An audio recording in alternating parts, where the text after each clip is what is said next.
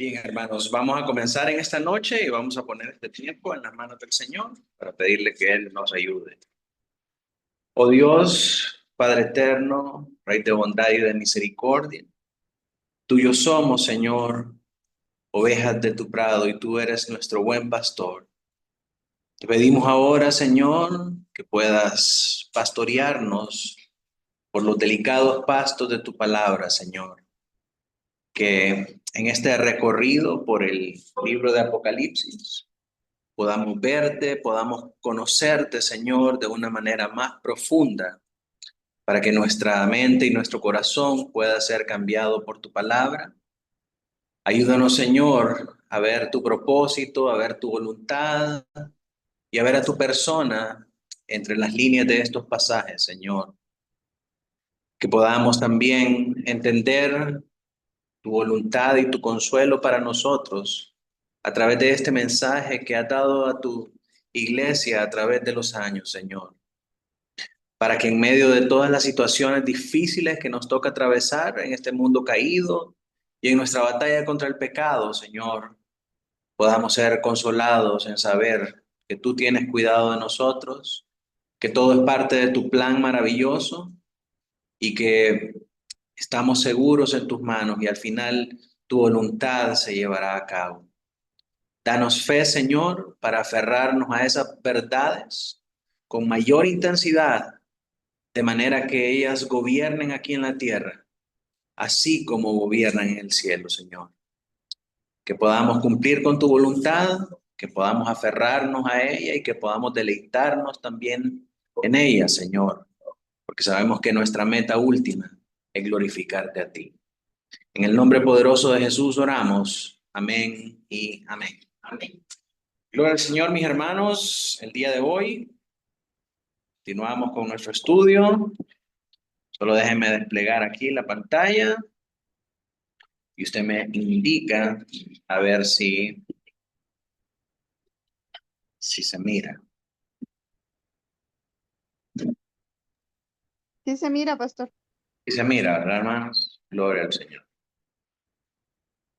Bien, entonces estamos actualmente en la sección que tiene que ver con los 7 sellos, que es los capítulos desde el 6.1 hasta el 8.5. ¿verdad? Y dentro de esta categoría ya hemos pasado por la introducción, los primeros 4 sellos, el 5.º sello, el 6.º sello. Vimos ahí un paréntesis en el capítulo 7. Finalmente, llegamos a la última parte, que es el 7.º sello, el juicio final comprendido en los versículos del 1 al 5 del capítulo 8. Así que vamos a comenzar con esta última sección, viendo el último sello de esta noche, leyendo Apocalipsis 8 del 1 al 5. Emanuel, si puede leer. No tenemos señal acá. Debe ser me extrañaba que todo estuviera bien. Ahí está, Emanuel. Cuando abrió el séptimo sello, se hizo un silencio en el cielo como por media hora, y vi a los 7 ángeles que estaban en pie ante Dios, y se les dieron 7 trompetas. Otro ángel vino entonces y se paró ante el altar, con un incensario de oro, y se le dio mucho incienso para añadirlo a las oraciones de todos los santos, sobre el altar de oro que estaba delante del trono. Y de la mano del ángel subió a la presencia de Dios el humo del incienso con las oraciones de los santos. Y el ángel tomó el incensario y lo llenó de fuego del altar, y lo arrojó a la tierra, y hubo truenos y voces y relámpagos y terremotos. Muy bien, entonces tenemos varios elementos ahí que podemos identificar.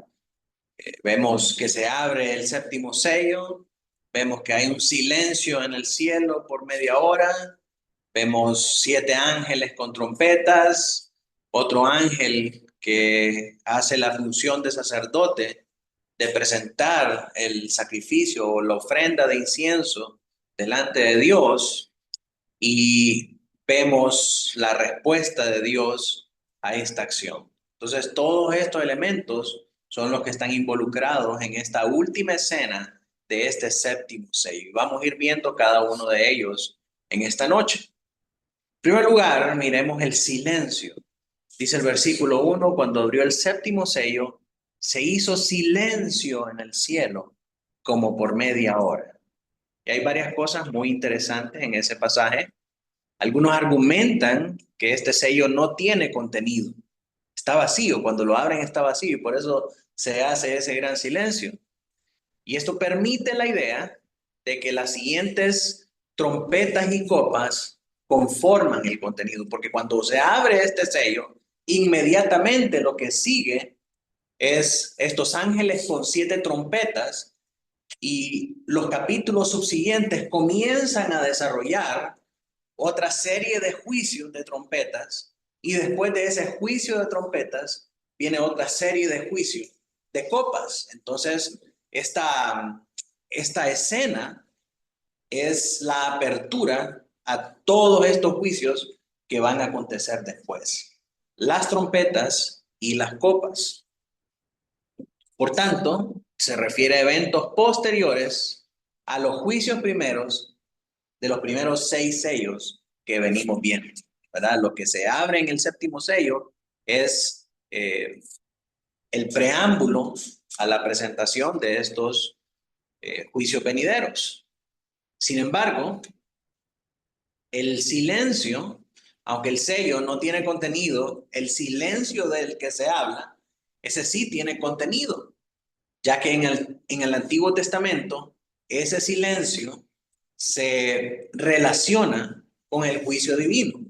Miremos algunos pasajes en los que se afirman esas cosas. Por ejemplo, Habacuc 2:20, hermana Laura, si puede leer.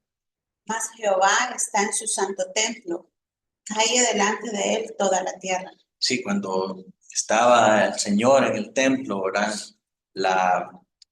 Los sacerdotes y los que estaban ahí con él guardaban silencio ante la majestad, ante la santidad y ante la reverencia del Señor. ¿Por qué? Porque el Señor iba a hablar, porque el Señor iba a deliberar acerca de su pueblo. ¿Y con qué propósito entraban los sacerdotes al lugar santísimo?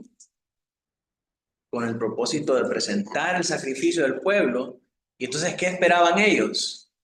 Que el Señor dijera si aceptaba ese sacrificio o no lo aceptaba. Entonces el silencio era ante la expectativa, qué iba a pasar, qué iba a decir el Señor al presentar este sacrificio. Entonces el silencio es lo que precede al juicio de Dios. Zacarías 2:13, hermano Noé. Calle toda carne delante de Jehová, porque él se ha levantado de su santa morada. Amén. Otro pasaje, Sofonías 1:7, Emilio. Cae en la presencia de Jehová el Señor, porque el día de Jehová está cercano, porque Jehová ha preparado sacrificio y ha dispuesto a su convidado. Sí, entonces esto es como está en una fiesta, ¿verdad? Y todo, y el que invita se levanta. Entonces ya cuando se levanta todo el mundo se calla, ¿verdad? A ver qué es lo que va a decir. O sea, el silencio en el Antiguo Testamento siempre precede a un juicio que se va a dictaminar. Y esto, la idea de un juicio es tan espantosa, de un juicio sobre la tierra es tan espantosa, que todo el mundo calla delante de Jehová, cuando ya Jehová, o sea, han pasado todas estas cosas, y recuerde usted el contexto de todo lo que venimos leyendo, ¿verdad? El cuarto sello presenta los 4 jinetes que están trayendo juicio sobre la tierra, y vemos en el capítulo 6 que los santos le dicen al Señor, Señor, ¿hasta cuándo? Y estos santos son sacrificados a causa de su testimonio por el Señor Jesucristo, y sus oraciones llegan ante el trono, y entonces todo esto está pasando así, y de repente el Señor responde. De repente el Señor recibe esas oraciones, y entonces ahora el Señor va a reaccionar a todo lo que está pasando. Cuando todo esto sucede, el mundo guarda silencio. El mundo está a la expectativa del veredicto, como en un proceso judicial. Cuando entra el juez y dice, señores, vamos a leer la sentencia. Algunos que seguimos de cerca varios juicios políticos que se llevaron a cabo, podemos relacionarnos, ¿verdad?, con la expectativa que había. ¿Qué es lo que va a deliberar? Pues, ¿cuál es la sentencia que va a dar? Y el motivo del silencio es la expectativa del juicio que vendrá. Todo el mundo en la corte está callado, no hay nadie que esté haciendo otra cosa. Todo el mundo está callado esperando cuál va a ser el veredicto, ¿verdad? De esta manera, el séptimo sello es una continuación del sexto, agarra todo lo que está pasando y entonces ahora el juez está en su trono y va a dar una sentencia. Mientras los primeros 5 sellos tratan del período de la era de la iglesia, acuérdese usted, todos los jinetes llevando a cabo todos esos juicios, eso sucede desde la era de la iglesia. Las iglesias ya estaban experimentando esos juicios. Desde el momento del Señor Jesucristo, los cristianos estaban teniendo persecución. Eso se lleva a cabo durante la era de la iglesia, desde el ministerio del Señor Jesucristo hasta su segunda venida. Pero los dos últimos juicios, los dos últimos sellos, perdón, tratan acerca del juicio final, el tiempo final, ¿verdad? En el sexto sello vimos la alabanza de los santos redimidos una vez que el Señor ya ha ejecutado este juicio.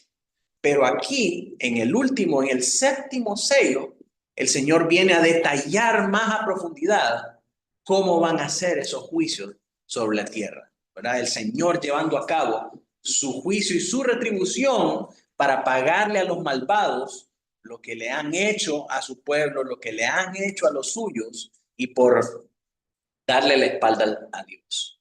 En este momento es Dios trayendo su justa retribución sobre la tierra. Así que esos dos últimos sellos, el sexto y el séptimo, tratan acerca del juicio final. Uno en una etapa post y otro dando más detallado en el presente, ¿verdad? Cómo se va a llevar a cabo ese juicio. ¿Me doy a entender, hermanos? ¿Sí? Los primeros 5 sellos tratan de la tribulación aquí en la tierra.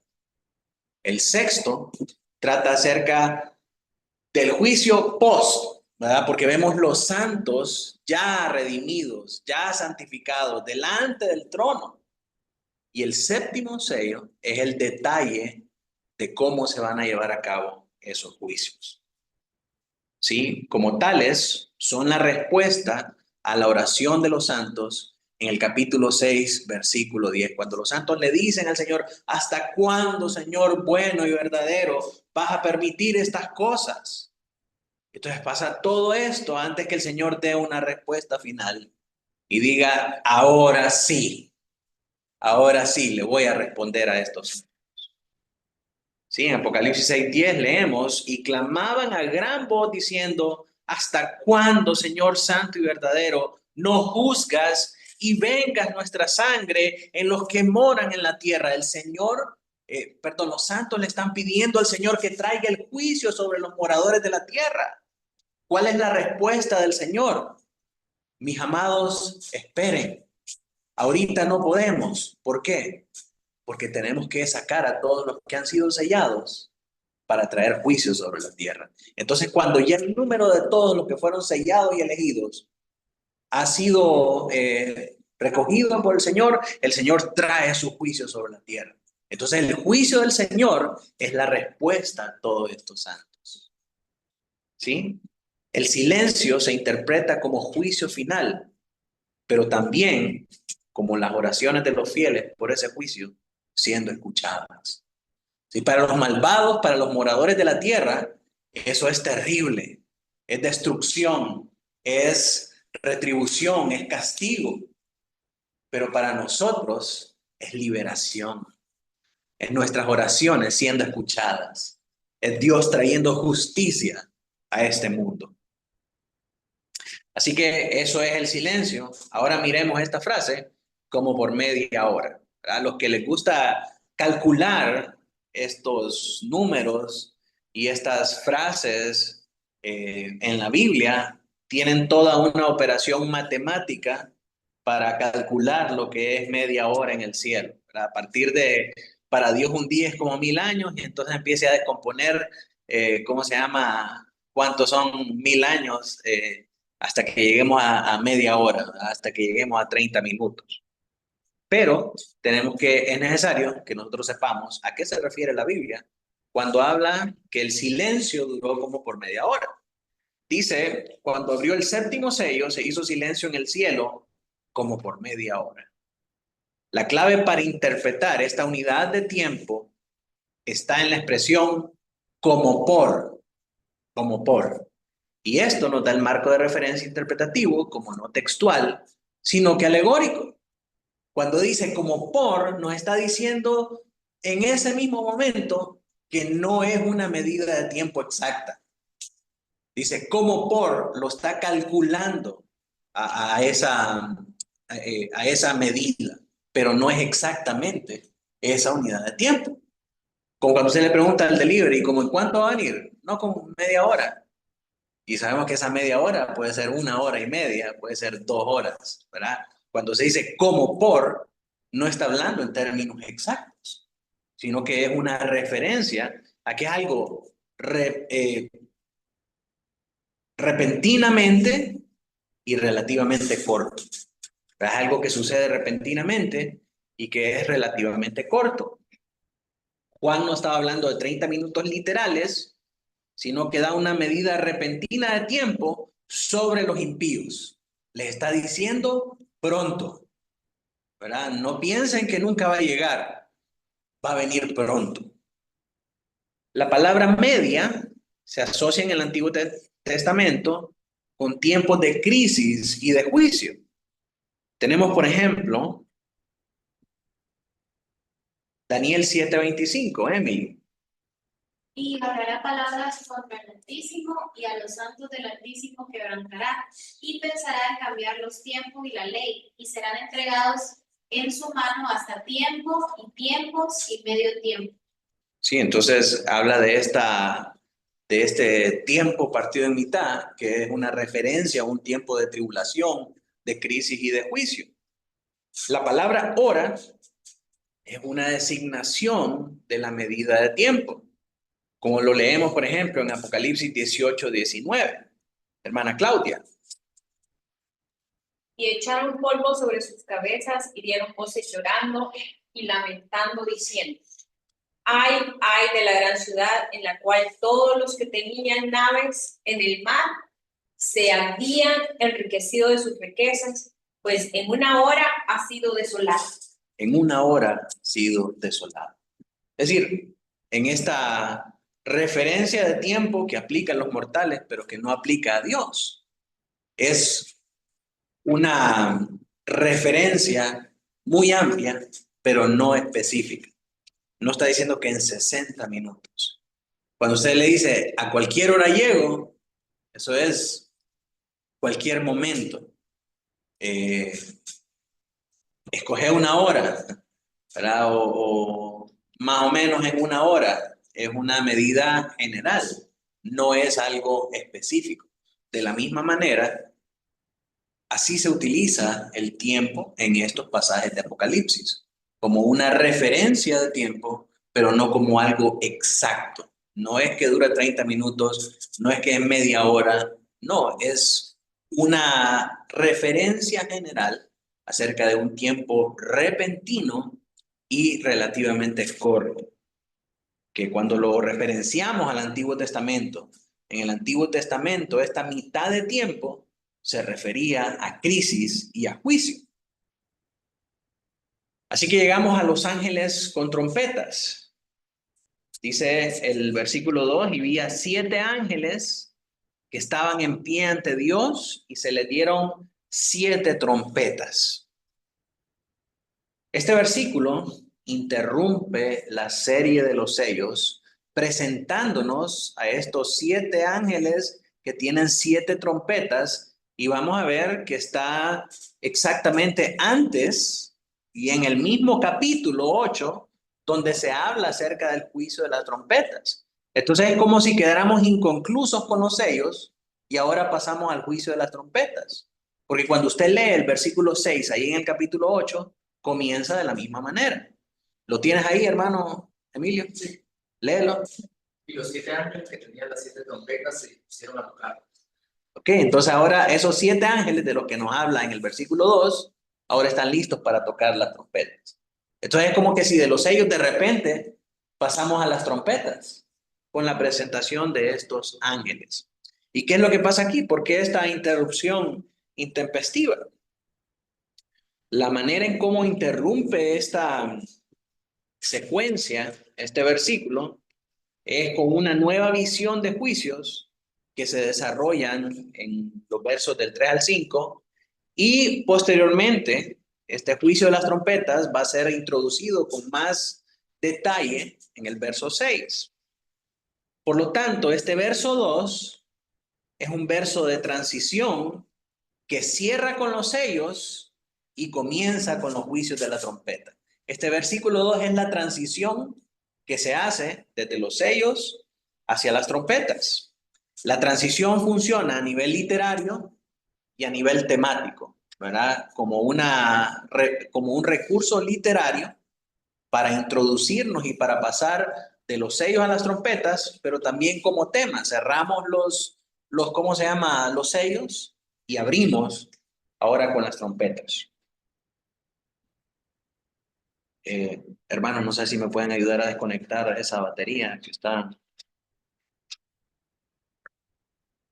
El desarrollo de la visión en los versos 3 y 5 viene a ser un paréntesis entre los sellos y las trompetas. La visión de los ángeles con trompetas, como leímos, va a ser retomada en el verso 6 cuando se introducen plenamente estos juicios de las trompetas. Hermano, leyó el versículo 6.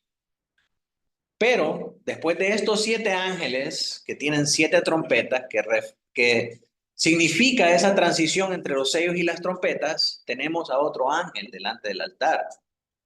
Miren lo que nos dice el verso 3. Otro ángel vino entonces y se paró en el altar con un incensario de oro y se le dio mucho incienso para añadirlo a las oraciones de todos los santos sobre el altar de oro que estaba delante del trono. Sí, este ángel es completamente diferente a los 7 ángeles que vimos anteriormente. Este versículo es la conclusión del mensaje final de los sellos. El ángel se diferencia de los anteriores por la palabra otro.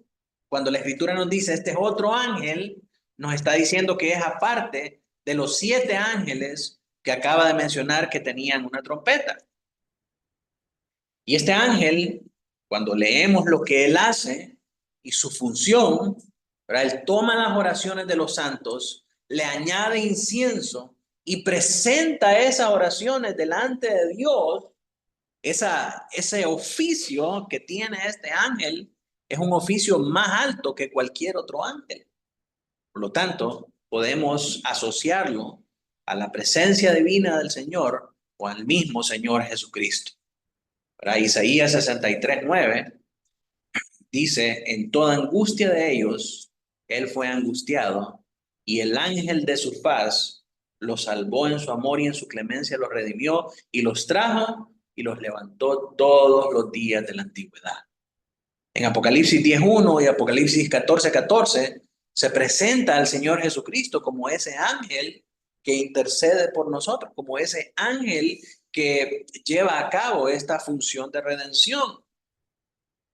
Cuando hablamos acerca del altar, este es el mismo altar que se menciona en Apocalipsis 6:9, que si se acuerda usted, los santos estaban debajo de ese altar. Sí, ahí es donde los santos empiezan a orar y esas oraciones son descritas como ese incienso que llega delante de la presencia del Señor. Y dice que se le dio mucho incienso.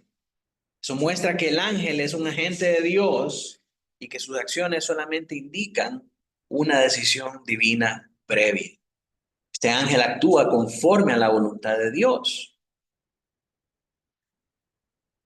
La conexión que hay entre estos pasajes, entre el capítulo 8 del 1 al 3 y el 6 del 9 al 11, que hemos venido hablando de estas cosas así en paralelo, evidencian que estos eventos ocurren como una respuesta a la oración de los santos dada en estos capítulos, en este capítulo 6, versículos del 9 al 11. Y la respuesta es que el castigo no puede ejecutarse hasta que se complete el número de personas de Dios destinadas a la persecución. Esto no puede suceder hasta que la historia llegue a su fin, ¿sí? Esto no puede suceder durante el tiempo corriente, sino que tiene que llegar a un punto final en donde todos estos santos han sido recopilados y Dios venga y ejecute su juicio. Si esto es así, entonces los eventos del capítulo 6, 12 hasta el 8:1 deben entenderse como una representación del último gran juicio. Cuando hablamos de estos sellos, principalmente el sexto y el séptimo, tenemos que saber que se refiere al gran juicio final. Esta observación, por sí sola, proporciona para nosotros una prueba significativa contra la visión futurista tradicional del Apocalipsis. ¿Qué dice esa visión futurista tradicional? Que todos estos juicios que nosotros leemos en los sellos son acciones consecutivas. Primero uno, después el otro, después el otro y después el otro. Pero realmente nosotros vimos que hay un salto en las épocas. Los primeros 4 hablan de la era de la iglesia, el quinto habla de un tiempo final y el post-juicio, y el sexto y el séptimo nos hablan acerca de este evento del juicio final. Entonces no pueden ser juicios consecutivos. Si nosotros entendemos, si nosotros entendemos que el sexto sello y el séptimo sello son una respuesta a la oración de los santos que leímos en el capítulo 6, entonces estos eventos descritos en los sellos no pueden ser, como dicen las personas, que son eventos consecutivos que ocurren en este tiempo todos. No ocurren sucesivamente. Cuando Juan dice, después de estas cosas, y vi esto, él está hablando del orden en el que se le mostraron las visiones. No está hablando de que es un orden consecutivo. Él solamente está narrando el orden en que se le fueron presentadas estas visiones. Entonces, en el caso específico de estos sellos, no son consecutivos. Unos tratan de la era de la iglesia, otros tratan el tiempo post-juicio y otros tratan del evento del juicio final. ¿Me doy a entender, mis hermanos? ¿Sí? Si tienen preguntas, por favor, pueden hacerlas. Entonces, hablemos del humo del incienso. Dice el verso 4, de la mano del ángel subió a la presencia de Dios el humo del incienso con las oraciones de los santos. El incienso está relacionado con el sacrificio. Era una de las ofrendas que se presentaba delante del Señor como sacrificio. ¿Por qué razón? Porque el incienso eran especies aromáticas que eran sumamente caras y se ofrecían para aromatizar la presencia del Señor, el interior del tabernáculo. Este incienso ahora es presentado delante de Dios. El versículo 4 hace eco de Levítico 16. Leamos lo que dice Levítico 16, hermana Carlota. Después tomará un incensario lleno de brasas de fuego del altar delante de Jehová, y sus puños llenos del perfume aromático molido, y lo llevará detrás del velo. Y pondrá el perfume sobre el fuego delante de Jehová, y la nube del perfume cubrirá el propiciatorio que está sobre el testimonio, para que no. Muy bien, entonces lo que el sacerdote hacía es que tomaba el incensario, que era una copa, era como un cáliz, y iba al altar de la ofrenda que estaba fuera en el patio y tomaba brasas, carbones encendidos, y sobre esas brasas echaba las especies molidas, lo tapaba y lo mecía para que el humo de esas especies aromatizara todo el lugar. Y dice, pondrá el perfume ¿Cómo es? Y lo llevará detrás del velo, es decir, al lugar santísimo. Y pondrá el perfume sobre el fuego delante de Jehová. Esto lo hacía adentro del lugar santísimo, ¿verdad? Poner las especies molidas adentro de los carbones, y la nube de perfume cubrirá el propiciatorio. ¿Cuál era el propiciatorio? ¿Se acuerdan cuál era el propiciatorio? El propiciatorio, ¿ah? Exactamente, donde estaban los querubines cubriendo el arca. Era la tapa del arca del testimonio, arca del pacto, ¿verdad? Entonces, ahí encima, en ese propiciatorio, o en el asiento de misericordia, que es la tapa del arca, ahí se ponía este incensario con ese perfume para que el perfume cubriera el propiciatorio. En el Salmo 141, entonces, esto no lo hacía cualquier persona, esto lo hacía el sumo sacerdote. Así que ahora entendemos que lo que aquel ángel está haciendo, llevando este incensario a la presencia del Señor, es una representación en el cielo de lo que hacía el sacerdote aquí en la tierra. Entonces ese ángel que está en el cielo es un sacerdote que lleva las oraciones de los santos delante de la presencia del Señor para ser escuchada. Y eso es hermoso, hermanos, porque es el sacerdocio de Cristo en vivo y en directo. Eso es lo que hace el Señor Jesucristo. Toma nuestras oraciones y las lleva delante de la presencia del Señor. Sí, por eso Él intercede por nosotros delante del Padre. En el Salmo 141 se asocia la oración con el incienso y se la compara con una forma de sacrificio. Mire lo que dice el Salmo 141:2, Nicolás. Subo mi oración delante de ti como el incienso, el don de mis manos como la ofrenda te la daré. De la tarde. De la tarde. Suba mi oración delante de ti como el incienso, y el don de mis manos como la ofrenda de la tarde. Sí, entonces hay una relación aquí entre el incienso y la oración, y esto siendo un sacrificio. El incienso es un sacrificio, de la misma manera que la oración también lo es. Esto significa que las oraciones de los santos que han sido asesinados por dar testimonio de Cristo fueron ofrecidas por delante de Dios y fueron aceptadas por Dios. ¿Por qué? Porque no fue cualquier sacerdote que las ofreció. Fue el Señor Jesucristo.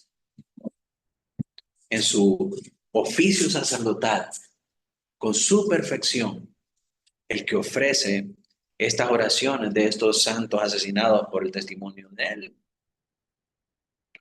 ¿Cuál fue la respuesta de Dios? Dice que el ángel tomó el incensario y lo llenó de fuego del altar y lo arrojó a la tierra, y hubo truenos y voces y relámpagos y un terremoto. ¿Qué escena viene a nuestra mente cuando recordamos esto?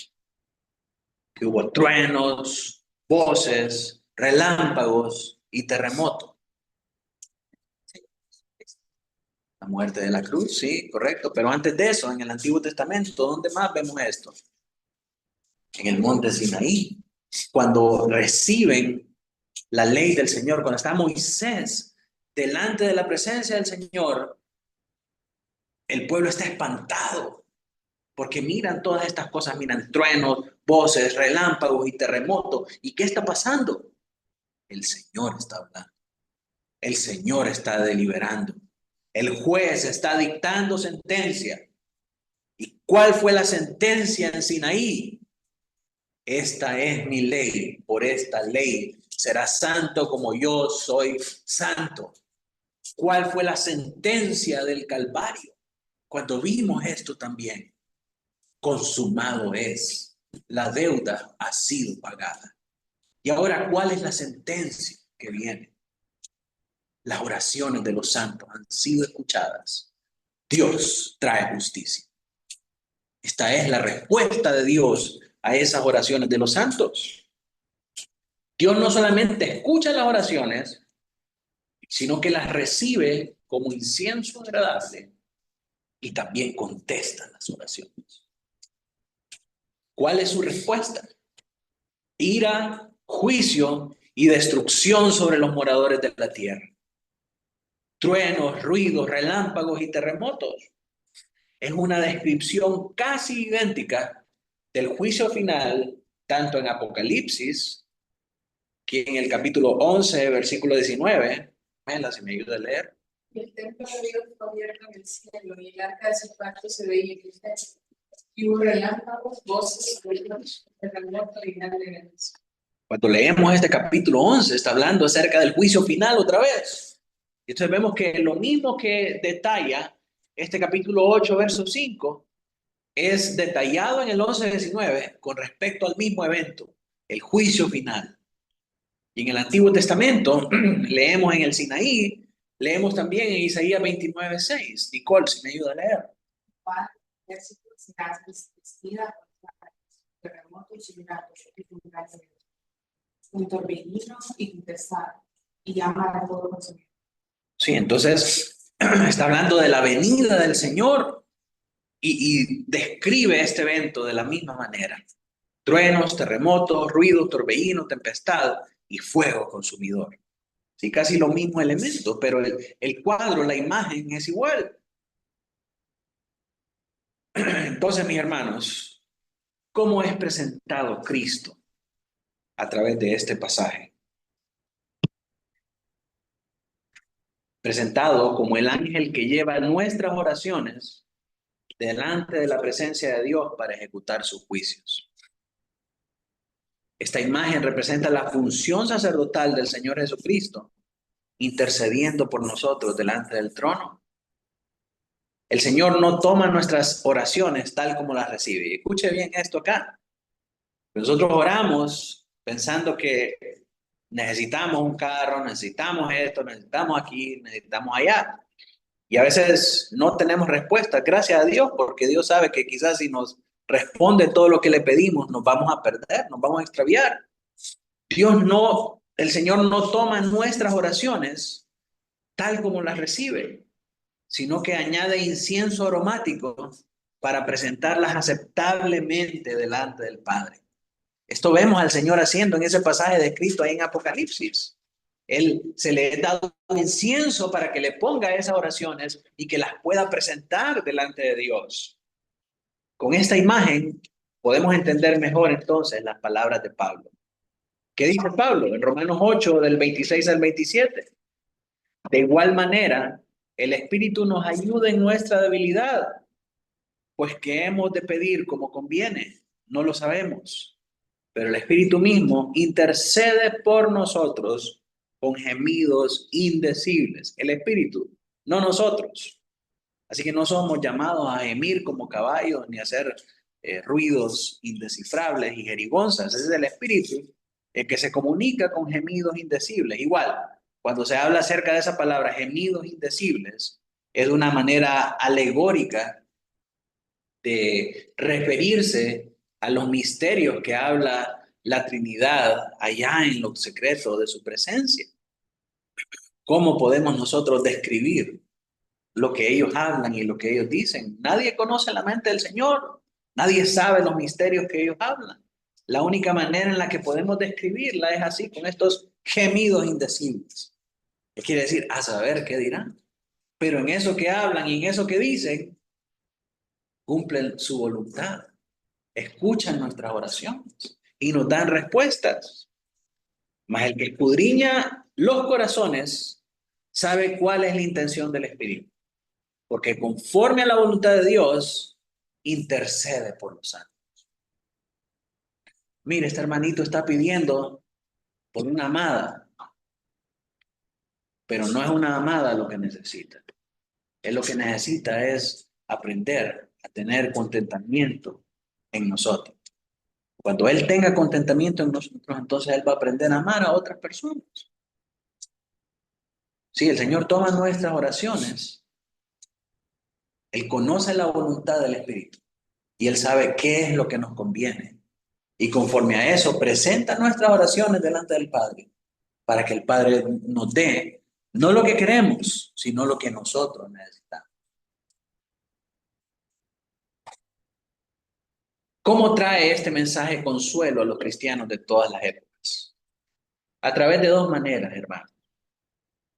Primero, a través del silencio de Dios.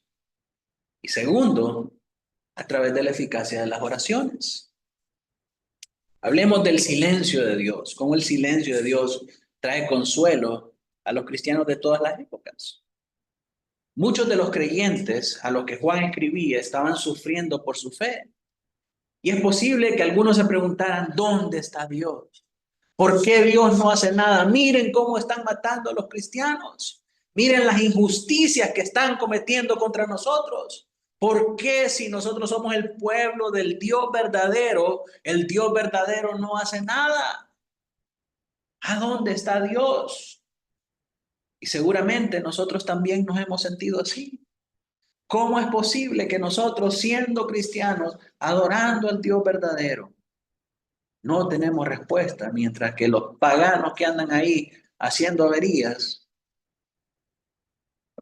no les pasa nada? No tienen castigo. ¿Dónde está Dios? ¿Por qué no hace nada al respecto? Tal vez todos nosotros nos hemos sentido de la misma manera y nos hemos hecho esa misma pregunta.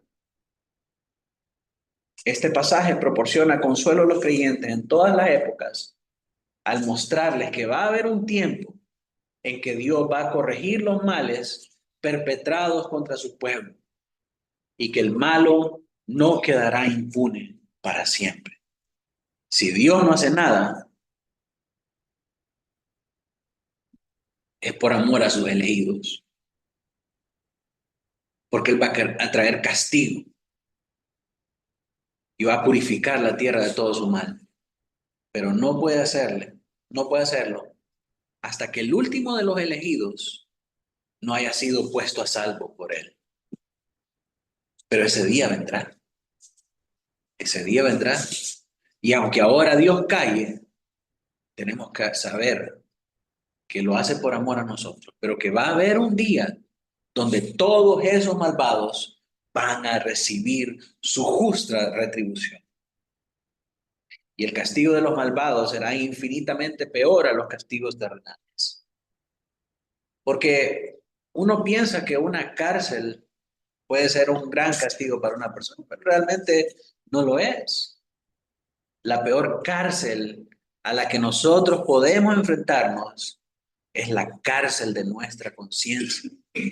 Al gritarnos que hemos defraudado al Dios Todopoderoso, que hemos pecado contra Él y que somos merecedores de los peores castigos eternos que jamás podemos imaginar. Esa es la cárcel y ese es el castigo que los malvados van a recibir. Van a enfrentar la ira de Dios y van a estar en un sufrimiento perpetuo. Sus almas siendo incendiadas sin nunca consumirse. Eso es lo que les espera a los malvados. Y ese día va a llegar. Y a todos aquellos que no se arrepienten de sus pecados y que no buscan al Señor de todo corazón. En segundo lugar, la eficacia de las oraciones. ¿Qué tan eficaces son nuestras oraciones? Algunas veces, mis hermanos, la desesperanza nos gana de tal manera que pensamos, ¿para qué orar? Mire, pastor, ¿cuánto tiempo llevamos orando ahí porque nos dé un local nuevo y seguimos ahí? ¿Cuánto tiempo oramos? Tenemos orando para que tal o cual persona se salve y nunca se salva. Los familiares de fulanita, los familiares de menganito, los familiares y no vienen al Señor. Entonces, dejemos de orar mejor por esas cosas, porque nuestras oraciones no están siendo eficientes. ¿Será, mis hermanos? La desesperanza llega a hacernos pensar de esta manera. Pero en el pasaje que leímos, el poder de las oraciones está relacionado con el testimonio de sacrificio de la vida de los santos. Si estas acciones fueron aceptadas, fueron escuchadas por el Padre, porque venía de gente que había sacrificado su vida por el testimonio de Cristo y había ofrecido en sacrificio esas oraciones como quien ofrece el sacrificio de incienso. La oración está directamente ligada con el sacrificio. Sí, estos santos pusieron su vida para el testimonio de Cristo. Presentaron sus oraciones como un sacrificio al Señor y el Señor toma esas oraciones porque esas oraciones hablan, dan testimonio del sacrificio de Él por ellos. Y por esa razón esas oraciones son escuchadas. Entonces eso me lleva a pensar y a preguntarme, ¿para cuántos de nosotros la oración es un sacrificio que es ofrecido delante de Dios? Lo ofrecemos con esa conciencia, hermanos. Es mi sacrificio a Dios venir a orar acá y ofrecer mi mejor esfuerzo para elevar delante de Él mis peticiones, mi sufrimiento, mi pesar, mi intercesión por los otros hermanos. Es verdaderamente la oración un reflejo de una vida sacrificada por el testimonio de Cristo. ¿O es solamente un salvavidas para librarnos de nuestra propia insensatez? Ay, Señor, metí las 4 y necesito que me ayudes. Que esta muchacha no salga embarazada. Que me salga el trabajo para que pueda irme mojado para los Estados Unidos. Sí, muchos miran la oración no como un sacrificio, sino como un salvavidas que necesitan para que Dios los libre de sus propias malas decisiones, de su propia insensatez. Tristemente, hermanos, a eso hemos reducido la oración. La oración de los cristianos hoy en día está lejos de verse como esa oración en Apocalipsis que es el fruto de un sacrificio por el testimonio de Cristo. Las oraciones de los santos, tal y como se muestran aquí, se centran en la santidad. Sí, las cosas que estos hombres pedían, las cosas que estos santos pedían, era por la justicia y por la verdad de Dios. Reflejaban la veracidad de Dios y el deseo de que eso se manifieste en la ejecución de su justicia. Ahora, eso no significa que hay cosas lícitas por las que podamos pedir. El problema está en la manera en la que nosotros pedimos esas cosas. Quiero un carro y lo quiero ya.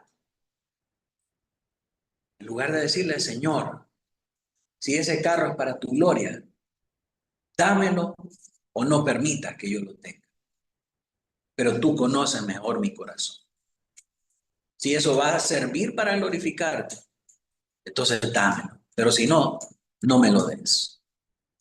Nosotros oramos, como dijo aquella mujer, no aceptando un no por respuesta. La quiero un carro y lo quiero de este color, de este año, así y así. ¿Para qué? Para mis propios deleites. Y el Señor dice, pedí y no recibís porque pedís mal, porque pedís para vuestro propio deleite. Pero cuando nuestras peticiones están enfocadas en glorificar a Dios, mis hermanos, ¿cómo no va a recibir el Señor esas oraciones? Si provienen de una vida que refleja el sacrificio por el testimonio de Cristo y esa petición es para glorificar. Entonces, la espiga de hoy, ¿verdad? De que debemos basar todo lo que hacemos en cuanto a la gloria de Dios, del trabajo, adquirir o se está orando, si este no estorba para la gloria de Dios. Esa es una voluntad de Dios y lo que me va a estropear. Una relación también que me va a estropear mi relación con el Señor.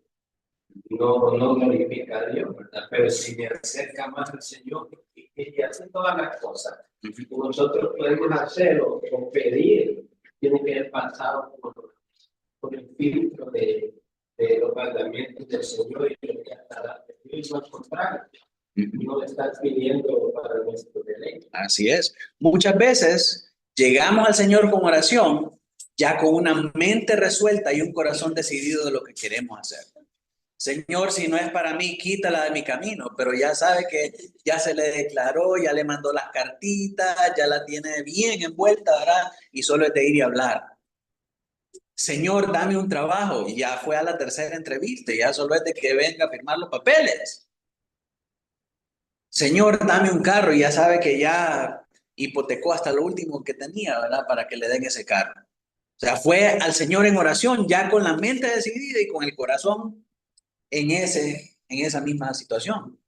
Y a veces resulta ser una insensatez de nuestra parte y no algo que necesariamente glorifica al Señor. Entonces, todo esto tiene que hacernos meditar, hermanos, en la manera en la que nosotros nos acercamos al Señor para ofrecer en sacrificio nuestras oraciones.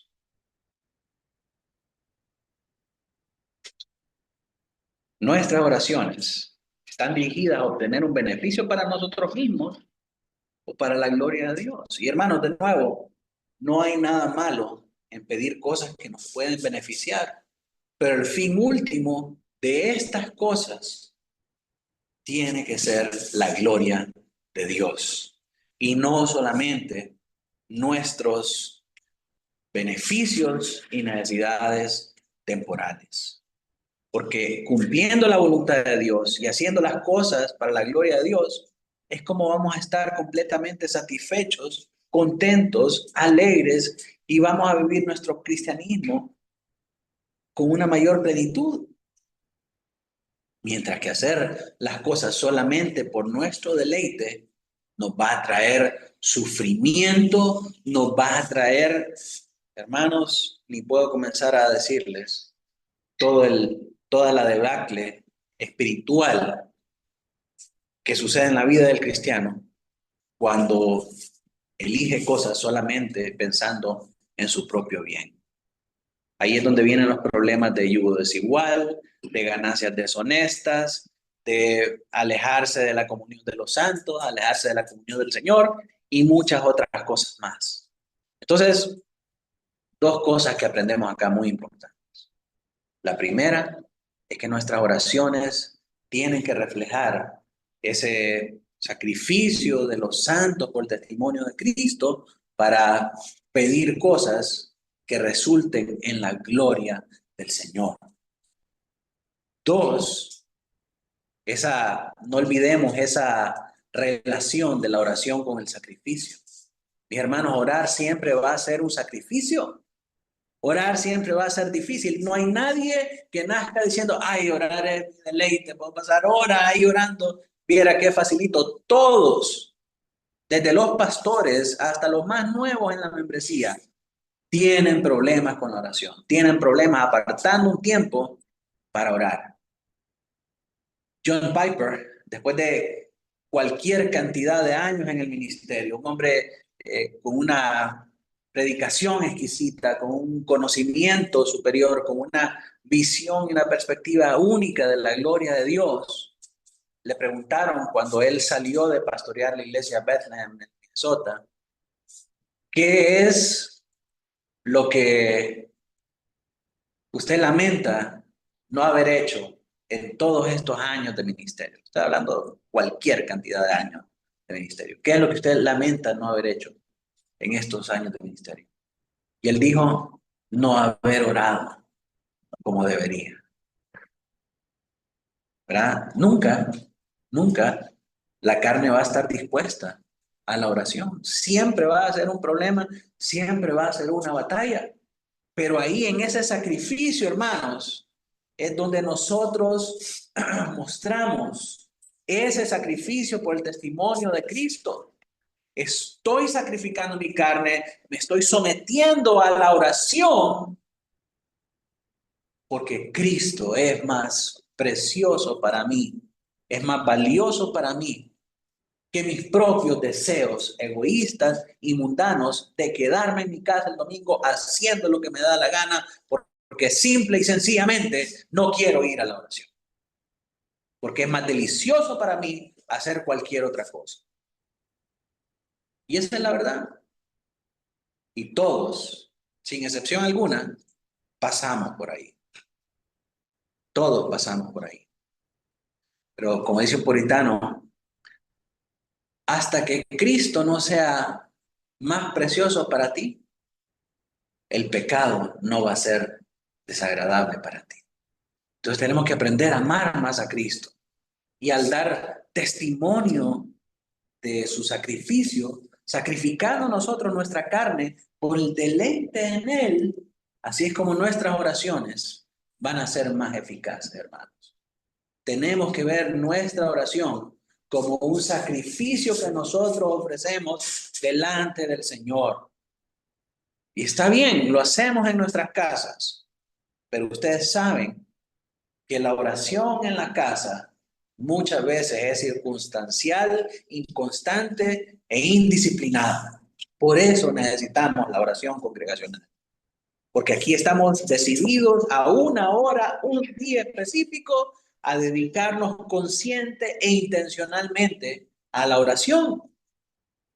Y no debe ser nuestro único momento de oración. Lo estoy diciendo que es un momento muy importante para todos, para comprometernos en ese sacrificio colectivo y ayudarnos mutuamente a poder ofrecerlo delante del Señor.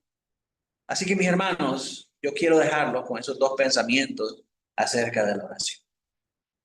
Que pueda ser un sacrificio para nosotros y que nuestras oraciones pensemos en todas las cosas que pedimos para Dios, que sean para nuestro deleite, sí, pero que sirvan últimamente para la gloria de Dios. Y que sepamos que cuando Dios calla, es por amor a nosotros. Va a haber un tiempo en el que Él va a dar una respuesta.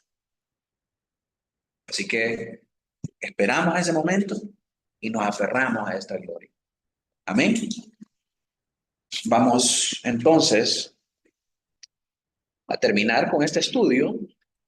Ya con esta clase terminamos la parte de los sellos y pasamos a las 7 trompetas a partir del versículo 6 del capítulo 8 hasta el capítulo 11, verso 19. Y eso lo vamos a ver en nuestra próxima clase. Con esto, mis hermanos, terminamos nuestra lección de hoy y vamos a orar al Señor para quedar despedidos. Hermana Laura, si nos dirige en oración. Amado Dios y Padre, gracias por este hermoso tiempo que nos es revelado, Señor, tu palabra, cuán inmensa es, cuán eterna y confortable en nuestras vidas, cuán propicia, Señor, es a nosotros leer todo esto y que sea desmenuzado como lo fue esta noche, Señor. Gracias por la vida del pastor, su tiempo, su disposición, también su sacrificio al estudiar y poder presentarlo aquí como una papilla para nosotros, Señor, y que sea esto bien diluido para nosotros, entendido. Gracias, Señor, por mostrarnos de que el silencio también es bueno. Que cuando tú callas es por amor a nosotros, Señor. Gracias porque también hemos pensado muchas veces el porqué de todo esto. Y gracias por mostrarnos tu amor perfecto. Gracias por no contestar muchas oraciones que tal vez fueron tan ensimismados en nosotros. Gracias por esa eficacia de las oraciones, aún aquellas que no tenemos respuesta. Gracias porque no es mi voluntad, sino la tuya, que es buena, agradable y perfecta, Señor. Y perdónanos por ser muy acomodados. Perdónanos por ser tan ensimismados en nosotros mismos, Señor. Perdónanos. Y muéstranos a Cristo tan delicioso y tan exquisito, Señor, en nuestras vidas. Que sigamos mortificando nuestro pecado. Que sigamos creciendo, Señor, en amor, santidad, sabiduría, conociéndote, Padre. Anhelamos, Señor, conocerte aún más y que tu palabra nunca quede vacía, Señor. Gracias, Señor, en el nombre de Jesús. Amén. Amén.